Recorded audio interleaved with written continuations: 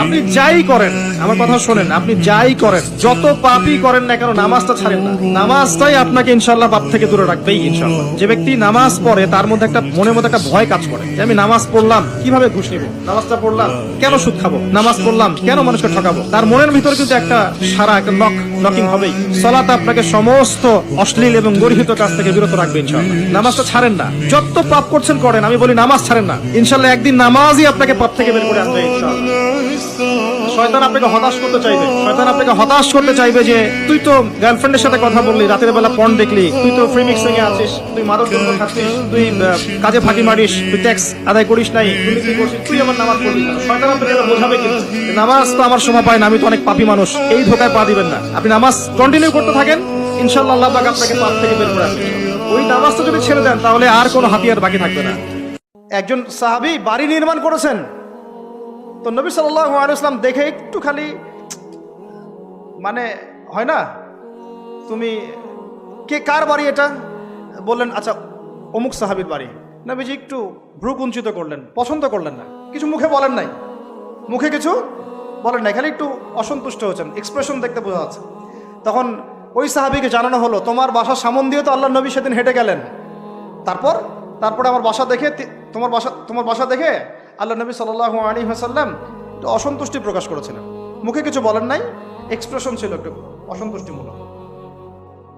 3 দিনের মধ্যে সেই বাড়ি ভেঙে গুড়িয়ে দিয়েছে। যেই বাসা দেখে আল্লাহ নবী সন্তুষ্ট হন, আমি বাসা রাখবই না। ভালোবাসা কিসের জন্য, কার জন্য, কার স্বার্থে বলেন? আল্লাহর জন্য, জান্নাতের জন্য, আল্লাহর স্বার্থে, আল্লাহর জন্য। এই যে ঘুম থেকে উঠলেন, ব্যাস ব্রাশটা নিয়ে দৌড়ে চলে গেলেন বাথরুমে, কি জন্য? ঘুম থেকে উঠলেন, আগে চোখটা একটু ঘষতে হবে, মুখে হাত দিতে হবে, তারপরে আপনি দোয়া পড়বেন। কি দোয়া পড়বেন? আলহামদুলিল্লাহিল্লাযী আহইয়ানা বা'দা মা আমাতানা ওয়া ইলাইহিন নুশুর। তারপরে আপনি যাবেন বাথরুমে। দোয়াটা না পড়ে কেন গেলেন? ঘুমাচ্ছেন, ঘুমানোর আগে আপনি অবশ্যই বলবেন। ঘুমানোর আগে একদম একটা গান শুনে, একটা গার্লফ্রেন্ডের সাথে 10টা মিনিট কথা বলে, হ্যাঁ জান রাখি, ব্যাস, তারপরে ঘুমিয়ে গেলেন। ঘুমটা আপনার জন্য ইবাদত হলো না? হারামে লিপ্ত হতেন না? আল্লাহুম্মা বিইসমিকা আমুতু ওয়া আহইয়া পড়তেন, সূরা মুলক পড়তেন, সূরা কাফিরুন পড়তেন, সূরা ফালাক নাস ইখলাস পড়তেন, ঘুমিয়ে যেতেন। পুরো ঘুমটাই ইবাদত, পুরো ঘুমটাই নাকি ঘুমিয়ে আছেন নাকি পাচ্ছেন? আপনি ইচ্ছাকৃতভাবে আপনার আমলটা নষ্ট করলেন। ইস্তেঞ্জা করতে গেছেন, ইস্তেঞ্জা করতে গিয়ে গান শুরু করে দিল বাথরুমে।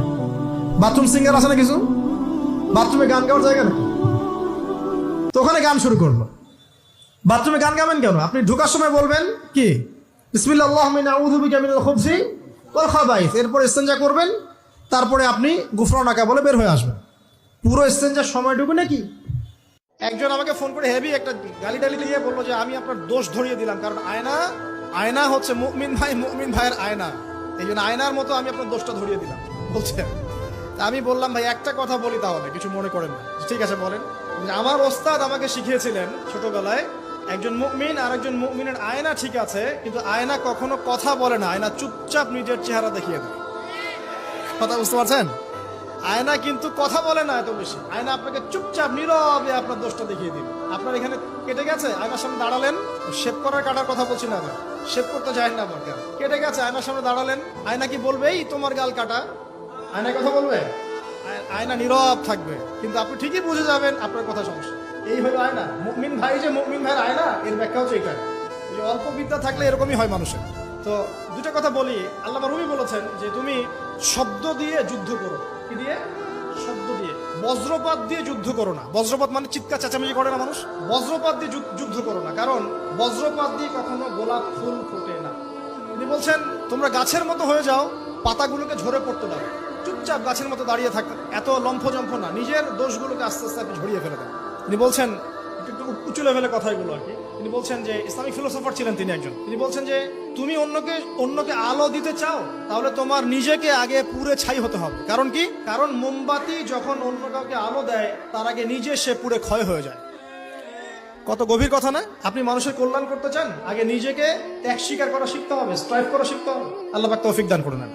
5 নম্বর যেটা ছিল কি, হ্যাঁ আমাদের যতটুকু প্রতিভা আছে, এই প্রতিভাটাকে দিয়ে ইসলামের খেদমতে কিছু না কিছু করতে হবে।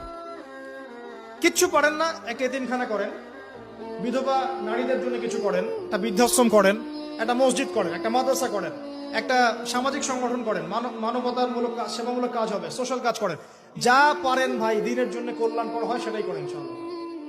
এবং উম্মার মাঝে বিভক্তি সৃষ্টি করতে যাবেন না, সবাইকে ঐক্যবদ্ধ করার চেষ্টা করেন।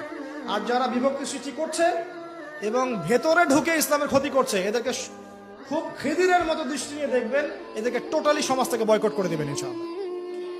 আমরা থাকি বা না থাকি, নসিহতগুলো থাকবে ইনশাআল্লাহ, এবং এইভাবেই ইনশাআল্লাহ তাআলা প্রজন্মের পর প্রজন্ম এগিয়ে যাবে ইনশাআল্লাহ। আল্লাহ রাব্বুল আলামিন আমাদের সবাইকে জ্ঞান অর্জন করার তৌফিক দান করুন। খিদিরের মতো আলাইহিস সালাম দূরদৃষ্টি সম্পন্ন মানুষ হওয়ার তৌফিক দান করুন। আল্লাহ পাক আমাদেরকে জগৎ সম্পর্কে সচেতন থাকার তৌফিক দান করুন। আল্লাহ পাক আমাদের সবাইকে আদর্শ পরিবার করে দিন। বেশি বেশি নেক আমল করার তৌফিক দান করুন। নবীর সুন্নত বাস্তবায়ন করার তৌফিক দান করুন। আমাদের ছেলে মেয়েদেরকে আল্লাহ পাক মুসলিমের মতো মুসলিম রূপে মানুষ করার তৌফিক দান করুন। আমাদের ভেতর বাইরের সমস্ত শত্রু থেকে আল্লাহ পাক উম্মাহকে পবিত্র করুন।